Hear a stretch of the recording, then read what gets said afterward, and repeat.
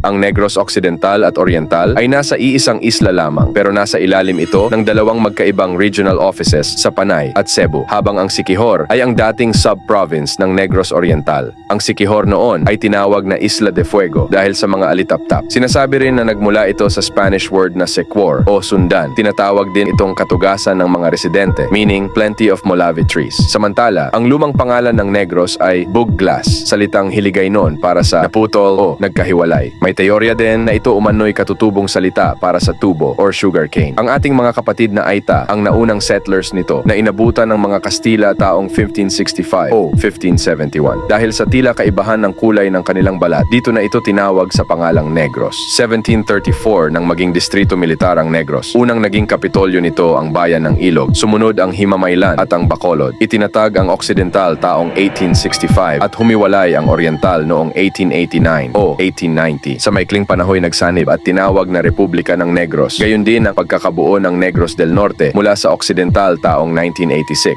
Sinimula ng usapin para mapagsama muli ang mga probinsyang ito. June 13, 2024 nang aprubahan ni President BBM ang Negros Island Region na nakatadhanang maging epektibo sa 2025. Ito ang bayan na naging kauna-unahang kapitolyo ng Negros at Siquijor Islands. Minsan na rin itong tinawag bilang The River Kingdom of Buglas na naging garrison town pa nga ng mga Kastila. Ilog, ang mother town ng Kabangkalan City bago pa siya maging ganap na bayan taong 1903. Isa sa maituturing na pinakamatandang bayan sa Negros Island Region, ang Municipality of Ilog, Negros Occidental. Isang malaking settlement ito noon na naging Mission Pueblo at itinatag ng mga paring Agustino noong May 16, 1584. Umunlad ang industriya ng kakao dito, gayon din ang tabako at niyog. Mayaman din ito sa hipon, oyster, crab at isda. Isinilang ang tradisyon para sa sinulog sa ilog. Makaraang iligtas sila sa tiyak na kapahamakan ni Senyor Santo Niño laban sa mga piratang dagat taong 1727. Ang pangalang ilog ay tumutukoy sa pinakamahabang ilog sa Negros Island na kilala ngayon bilang Ilog Hilabangan River. Naging piping saksi ito sa pagpapalitan ng mga produkto ng iba't ibang mga lahi. Dahil sa madalas na pagbaha, dito na inilipat ang Kapitolyo mula Ilog papunta sa Himamaylan taong 1795. Ngayon, meron na itong 15 barangays at nagse-celebrate ng kanilang Kisi-Kisi o Talaba Festival tuwing buwan ng Marso. Ito ang lungsod na naging pangalawang kapitolyo ng Negros Island pagkatapos ng Ilog at bago mailipat sa Bacolod. Noon pa may sagana na ito sa biyaya ng karagatan. Ang Himamaylan City ay naunang naging enkomienda sa panahon ng mga Kastila. Bagamat walang eksaktong petsa sa pagkakatatag nito bilang bayan, ay naging Augustinian mission ito at naging bisita pa ng Ilog at Kabangkalan. Hanggang sa magkaroon ito ng hiwalay na simbahan taong 1796 sa patronato ni Nuestra Señora de las Nieves. Sinasabing dinatna nito ng mga mananakop noon bilang sagradong lugar ng mga pagano. Pinaniniwala ang nagmula ang Himamaylan sa pangalang Himaya, isang sagradong lugar ng mga babaylan. Maaari din umano na ito'y tawag sa pagdiriwang ng paglilinis at pagpapalayas sa karamdaman. May teorya din na nagmula ito sa Hima, meaning karamdaman, at babaylan o babaeng albularyo. Ang Himaya ay nag-evolve sa Himayaan na naging Himamayaan hanggang sa makilala na natin ngayon bilang ang Himamaylan City. Dahil sa naganap na ratifikasyon, naging lungsod ang Himamaylan noong March 31, 2001. Meron na po itong 19 barangays ngayon at nagse-celebrate ng kanilang Himayaan Festival tuwing buwan ng Abril. Bago pa natin makilala ang bayan ng Kabangkalan ngayon bilang isa sa mga progresibong lungsod sa probinsya ng Negros Occidental, ay nauna muna itong naging bahagi ng bayan ng Ilog. Ang pangalan nito ay nanggaling sa Nuclea Orientalis o puno ng bangkal na marami sa lugar na ito noon. 1630 nang lumitaw ang Nooy Kabangkalan bilang enkomienda pa ni Admiral Cristobal de Lugo e Montalvo. Iba't ibang religious orders ang nangasiwa dito mula sa mga Augustinians, Jesuits at Dominicans. Kalaunan, 3 kapitanes ng Kabangkalan ang nagpetisyon sa pamahalaang Kastila para ilipat sila sa tabi ng Hilabangan River o lugar ng Orong ngayon. Taong 1830 nang maging bayan ito na hiwalay sa ilog at pinamunuan ni Kapitan Leocadio Tayum e Gregorio. Dahil sa pagtitipid ng pamahalaang Amerikano, ang 34 towns ng Negros Occidental ay naging 21 na lamang. Ang Kabangkalan ay isinama muli sa ilog taong 1903. Ngunit sa bisa ng Philippine Commission Act No. 1612 noong March 14, 1907, nahiwalay muli ito sa ilog. Binago rin ang lumang spelling ng pangalan nito na mula sa Kabangkalan noon ay naging Kabangkalan na simula nang maging epektibo ito noong August 10 of the same year. Naging city o lungsod ito noong August 2, 1997 na pinamunuan ni Isidro P. Zayco, ang first elected city mayor nila. Meron na itong 32 barangays ngayon at nagse-celebrate ng kanilang sinulog sa Kabangkalan tuwing buwan ng Enero. Ang bayan ng Binalbagan ay ang pinakamatandang bayan sa Negros Island region.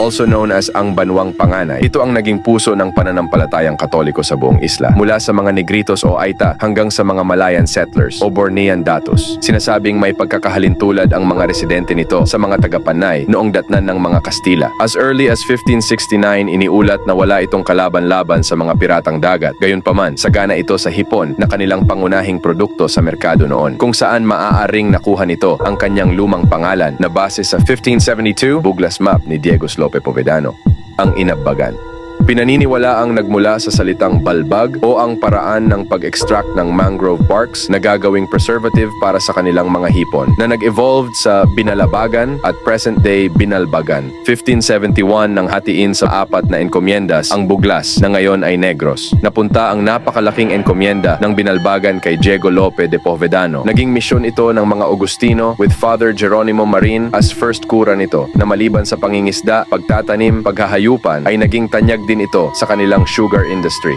Ngayon ay meron na itong 16 beautiful barangays at nagse-celebrate ng kanilang Balbagan Festival tuwing buwan ng Mayo. Bago pa maging pamoso ang Luna La Union sa nagagandahang Pebble Beach nito, ay nauna muna itong naging bahagi ng Ilocos Sur habang bisita naman ito ng Purao na ngayon ay bayan ng Balawan sa unang yugto. Isang Ilocano town ang bayan ng Luna bago pa man pagsamasamahin ang nalalabing bahagi ng Ilocos Sur, Pangasinan at Benguet na nakilala na natin ngayon bilang ang probinsya ng La Union taong 1850. Nag-e-exist na ang settlement nito as early as 1587. Naging bayan noong November 25, 1690 sa patronato ni Santa Catalina de Alejandria. Pero hindi Luna ang pangalan niya noon kundi Namakpakan. Ito po'y salitang Ilocano na ibig sabihin ay siyang nagpakain. Nahango sa alamat ni Our Lady of Namakpakan. Sagana ito sa yamang dagat. Gayon din ang mga prutas at gulay na tanyag sa mga manlalakbay at galleon traders. Ang original town site nito noon ay sa baybayin ng Darigayos na lumipat sa present location nito taong 1741. Pinalitan ito ng pangalan noong October 18, 1906 at ipinangalan sa Luna Brothers. Gayunpaman, ang kanilang ina na si Doña Laureana Novicio Luna ay mismong taal ng bayang ito. Maituturing na isa sa mga pinakabatang bayan sa probinsya ng Laguna ay ang Magdalena. Kilala rin ito sa taguring The Little Hollywood dahil paborito itong filming location ng mga pelikula mula noon hanggang ngayon. Nagsimula ang Magdalena bilang isang maliit na komunidad sa Mahayhay at minsan na itong tinawag sa pangalang Ambling mula sa munting kapilya na gawa sa mga light materials sa patronato ni Santa Maria Magdalena. Ang pamayanan ng Ambling ay naghain ng petisyon taong 1819 para bumukod sa Mahayhay sa pangunguna ng mga sumusunod. Itinatag ang bayang ito noong January 18, 1820, panahon ni Gobernador General Mariano Fernandez de Folgueras at tinawag ito sa pangalang Magdalena de Ambling. Si Don Mauricio San Mateo ang naging leader nila. Natapos ang simbahang bato nito noong 1855 at kumbento taong 1871 o 1872. Mababanaag pa ang pangyayaring nagkanlong si Emilio Jacinto sa simbahan ng Santa Maria Magdalena, makaraang lubha siyang masugatan sa labanan sa Maimpis. Nagsimula din sa light materials ang munisipyo ng Magdalena taong 1916 lang nang maging sementado na ito. June 15, 1929 naman nang magsimulang dumaloy ang kuryente sa mga tahanan nito. Meron na po itong 24 barangays ngayon at nagse-celebrate ng kanilang Kawayan Festival. Bago patanghalin ang lungsod ng Bislig, Surigao del Sur bilang the City of Wonders dahil sa Malafores City nito at tunay na ipagmamalaking mga likas na yaman ay nauna muna po itong tinuluyan ng mga katutubong Manobo. Pinamumunuan sila noon ng kanilang leader na kung tawagin ay Bagani. Kilala sila sa angking katapangan at kasipagan sa pagsasaka ng kanilang lupain. Ngunit sa pagdating ng mga Kastila, dala ang iba pang mga pangkat etniko para sa ekspedisyon ay itinaboy nito ang mga katutubo pabalik sa kabundukan. Kalaunay naging enkomienda ni Juan de las Marianas taong 1619 at naging misyon din ng mga paring Agustino. Ang pangalang Bislig ay hango sa piraso ng ginto na dito'y matatagpuan. Pangunahing gamit ito ng mga katutubo para sa pakikipagkalakalan at kung tawagin nila ito nooy Bislin. Nagkaroon pa ng iba't ibang interpretasyon sa mga dokumentong Kastila ang Bislin mula 1582 hanggang 1738 na narito sa inyong screen. Mula 1749 hanggang 1879 naman, lumitaw ang pangalang Bislig na ginagamit na natin sa kasalukuyan. Sa utos ni Governor General Francis Burton Harrison taong 1920 ay itinatag ang bayan ng Bislig noong January 1, 1921. Si Primitivo Castillo ang naging mayor nila noon. Pinagyaman ng mga residente ang kanilang lumber and paper industries hanggang sa hirangin ito bilang lungsod noong September 18, 2000 at ngayon ay meron na itong 24 barangays. Bago pa dumating ang mga Kastila ay may lipunan ng umiiral dito. Isang kaharian na minsay pinamunuan ni Gatlontok at Dayang Kalangitan. Malaki ang kontribusyon nito sa pakikipagkalakalan at transportasyon. Sinasabi na ang pangalang Pasig ay nagmula sa lumang salitang Sanskrit na ibig sabihin ilog na dumadaloy sa iba pang anyong tubig. At sa kaso ng Ilog Pasig, ito umano'y nagsisilbing karugtong ng Manila Bay at Laguna Bay. Nariyan din ang Pasir na nagmula naman sa Proto-Malayo-Polynesian term para sa pinong buhangin ng Ilog Pasig. Itinuturing ito na isa sa mga pinakamatandang bayan sa bansa na naging enkomienda ni Don Juan de Isla. Naging misyon din ito ng mga Augustino at naunang itinatag ang simbahan at bayan nito noong May 3, 1572 sa patronato ni Nuestra Señora Inmaculada Concepcion. Ngunit base sa araw ng Pasig, ito ay July 2, 1573. Sa loob ng mahabang panahoy na kabilang sa distrito ng Maynila na bahagi pa noon ng probinsya ng Tondo na kalaunay naging probinsya ng Maynila. Bagamat napunta ito sa Rizal Province noong 1901 at naging parte pa ng Metropolitan Manila taong 1975, ang Kapitolyo ng Rizal ay nanatili pa rin sa Pasig hanggang sa mailipat lang sa wakas sa Antipolo noong 2020. Naging ganap itong lungsod sa tagumpay ng plebisito noong January 21, 1995. Ang Pasig City po ay meron ng 30 barangays ngayon at nagse-celebrate ng kanilang Bambino Festival tuwing Enero. Saksi ang lungsod ng Caloocan sa napakaraming kaganapan at pagbabago sa lipunang Pilipino. Matatagpuan ang komunidad na ito noon sa Libis Espina o Aromahan kung saan nagkalat noon ang matitinik na halaman at pangingisda ang pinagkakaabalahan. Naging misyon ng mga paring Augustino ang bahaging ito ng Tondo taong 1765 sa patronato ni San Roque de Montpellier. Nagmula umano ang pangalang Caloocan sa sulok at look dahil una, ang lugar ay matatagpuan sa gawing sulok ng Tondo at Malabon. Habang ang Look naman ay dahil sa lapit nito sa daungan o baybayin ng Manila Bay. Nahiwalay ang Caloocan sa Tondo taong 1815. Ang orihinal na teritoryo nito ay sinasabing portions ngayon ng mga lugar na ito. Halos karamihan sa mga lugar noon sa Caloocan ay pag-aari o hasyenda ng pamilya Tuazon. Lumaki lalo ang land area ng Caloocan nang isinama dito ang bayan ng Novaliches taong 1901 at isinailalim sa bagong Rizal Province. Taong 1939 hanggang 1948, malaking bahagi ng Caloocan ang napunta sa Quezon City na naghati sa kasalukuyang North and South Caloocan. Sinasabi din na ang North Caloocan umano ngayon ay ang nalalabbi sa dating bayan ng Novaliches. February 16, 1962 nang maging lungsod ang Caloocan. 1975 nang mapabilang ito sa Metro Manila at ngayon ay meron ng 188 barangays. Bago pa maging barangay na lamang ngayon ang Pungkan sa bayan ng Karanglan, ay nauna na muna itong naging isa sa pinakamatandang bayan sa probinsya ng Nueva Ecija na may makulay na nakaraan at tradisyon. Minsan na itong naging hunting ground noon ng mga katutubong Aeta. Sinasabi rin na nagmula ito sa Pangasinan. Dito pumunta ang mga isinay na lumikas sa Burubur, Nueva Vizcaya. Mula sa pagiging rancherya, naging bisita ito ng Pantabangan sa Pampanga sa ilalim ng mga Augustino noong 1701 at itinatag ni Father Baltasar de la Sinaga taong 1706, 1759 nang malipat ito sa mga Pransiskano at mapasaman na sa Nueva Ecija. Mula sa mga light materials ang kapilya nila na alay kay Santo Niño. 1801 naman nang itayo ang simbahang bato. Ngunit 1990 nang wasakin ito ng matinding lindol at itayo rito ang kasalukuyang simbahan nila ngayon. Inilarawan din ni Fray Felix de Huerta na ang Pungkan noon ay sagana sa kahoy, palma, asukal at honey. Ang pangingisda at irigasyon ay galing sa ilog Digdig. Ang mga ani ay inilalako nila sa palengke ng Gapan. 1852 nang magsimula na silang magtanim ng tabako hanggang umusbong ang cattle industry sa Pungkan. Gayunpaman, nawalan ito ng kakayahang maging bayan kung kaya 1907 dahil sa mahina nitong ekonomiya. Naging baryo na lamang ng San Jose ang Pungkan. 1912 nang mahiwalay nga ito sa San Jose. Pero para maging baryo lang din ng Karanglan hanggang ngayon. Isa sa maituturing na pinakabatang bayan sa probinsya ng Bulacan ay ang Pandi na bagamat mura nga sa edad ay umukit naman ng kasaysayan na hindi natin dapat makalimutan. Nag-umpisa ang Pandi bilang hasyenda ng mga paring Dominikano sa Santa Maria de Pandi na pinaghahatian din ngayon ng mga bayan na ito. Bahagi ng napakalawak na lupain ng May Kawayan. Sa dakong ito itinayo ang simbahan ng Pandi taong 1792. Sinasabi na ang mga residente ng Hacienda de Pandi Lolomboy noon ay mga kolonos o yung mga sapilitang trabahador ng hasyenda. Ayon sa history, folkways, and cultural life of Pandi, Bulacan, ay na-established ito taong 1852 at meron itong 7 orihinal na pamilya o mga residente. Ang pangalang Pandi umano ay salitang Kapampangan na ibig sabihin ay blacksmith o panday. Mula sa Santa Maria ay naging baryo ito ng Bigaa na ngayoy bayan ng Balagtas noong 1874 sa ilalim ng mga paring Agustino at patronato ni Our Lady of Immaculate Conception. Makikita sa Bulacan Official Seal ang 3 bulaklak na sumisimbolo sa mga republikang itinatag sa probinsya. Kabilang dito ang First Revolutionary Government ng Kakarong de Sile noong 1896. Sa tulong ni former Balagtas Mayor at itinuturing na ama ng Pandi, Don Mamerto Carpio Bernardo, nahiwalay ang Pandi sa Balagtas at naging ganap na bayan noong April 17, 1946. At ngayon ay meron na itong 22 barangays.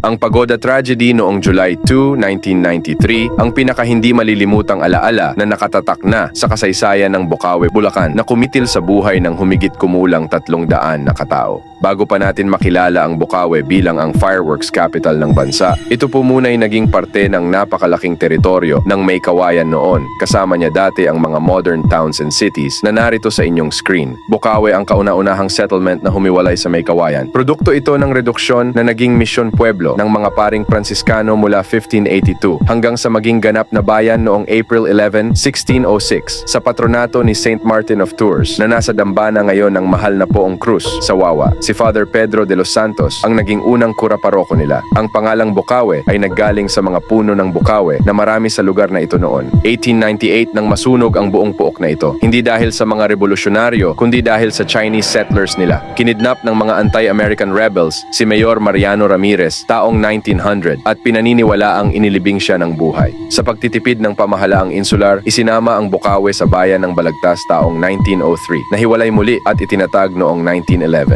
Meron na po itong 19 barangays ngayon at nagse-celebrate ng kanilang Pagoda Festival tuwing unang linggo ng Hulyo.